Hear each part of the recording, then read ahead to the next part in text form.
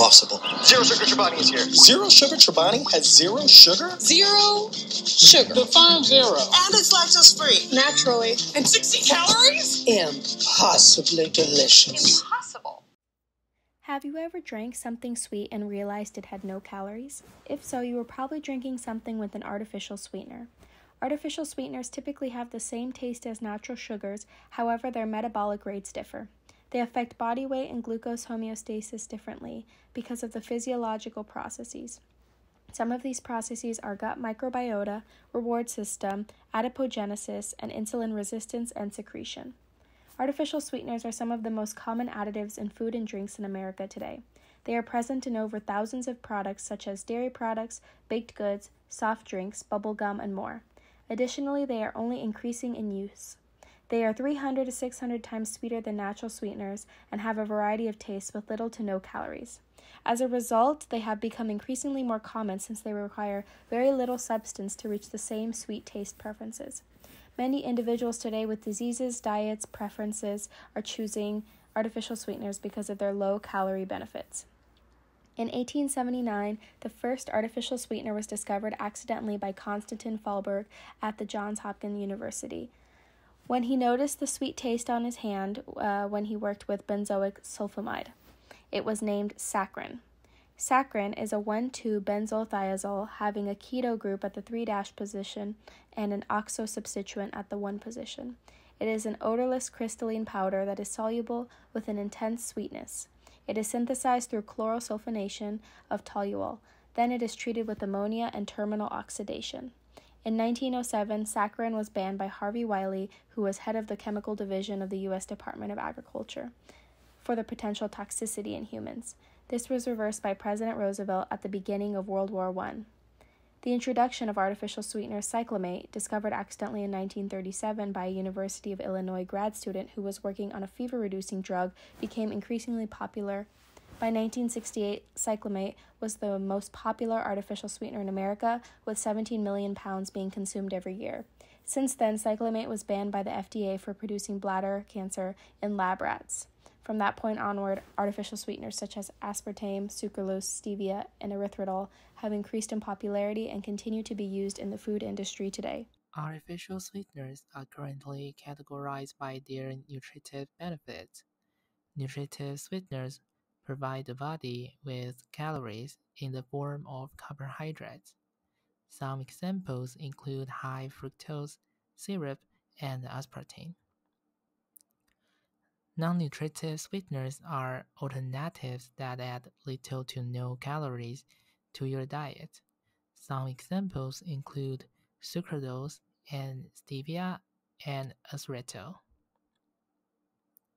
Society today has increased the importance of the nutrition value and the origins of the food that they eat. Thus, the word natural has been increasingly used to raise the selling value of a product. However, different companies have different definitions of what natural is. Aspartame, a peptide, is the most used artificial sweeteners today and is advertised as natural by food companies and FDA. In reality, it is produced in the lab through microbial fermentation of phenylalanine and aspartic acid and reacted with methanol. Similarly, polyols are found in nature and thus labeled naturally occurring, resveratrol being a prime example. However, these sweeteners are synthetically produced on an industrial scale. Because consumers believe that the word natural means derived from plants, they are deceived into thinking natural artificial sweeteners are derived from plants or fruit. Nevertheless, the properties of offering sweetness without the calories can be beneficial for individuals who are looking to lower their caloric intake. Artificial sweeteners are most recommended for individuals with diabetes and/or obesity, since they offer little to no calories. Additionally, they do not raise your blood sugar levels. Since numerous artificial sweeteners have been approved by the FDA, they are clinically recommended to patients with these conditions. Studies done on artificial sweeteners have found different results on diabetes control, weight loss, and health. A large reason behind this is portion control. A 2014 study found that artificial sweeteners, such as saccharin, can change your gut bacteria composition, developing glucose intolerance, which is the first step towards diabetes in adults. While they are FDA approved, they are not safe when consumed frequently. With the use of artificial sweeteners increasing by year, the likelihood of diseases increases as well. This is up to the consumer to be aware of their artificial sweetener intake. Moreover, more transparent nutritional facts about the use of artificial sweeteners should be expected from food companies that use them.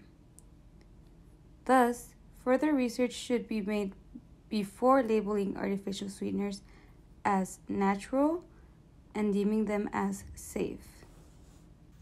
In a 2022 study published by Nature Neuroscience, it was found that food preferences are governed by more than just taste. Neural signals from the gut convey information about nutritive content to the brain and underlie the preference of creatures, including humans, for real sugars and artificial sweeteners. The study showed that neuropod cells in the gut lining of mice distinguish between sugars and artificial sweeteners and transmit this information to the brain via specific neural pathways to mediate sugar preference. Despite many articles finding results that deem artificial sweeteners as unsafe, a study published in the journal Endocrine Practice found that replacing caloric energy intake in artificial sweeteners creates an energy deficit, resulting in weight loss and improvements in disease and obesity. Beverages sweetened with artificial sweeteners rather than real sugars have been noted to be a critical component with maintaining weight loss. The debate and research behind the credibility and safeness of artificial sweeteners continues to this day, while the use of them increases exponentially. Interestingly, the Center for Science in the Public Interest currently rates artificial sweeteners as products to avoid. Avoid meaning the product is unsafe or poorly tested and not worth any risk. From now on, when you find yourself in your kitchen, a restaurant, market, or a convenience store, think about where the sweetness in the products are derived from. When considering purchasing a product, remember to keep track of the artificial sweetener intake, since it is clear the word natural does not always have the same definition.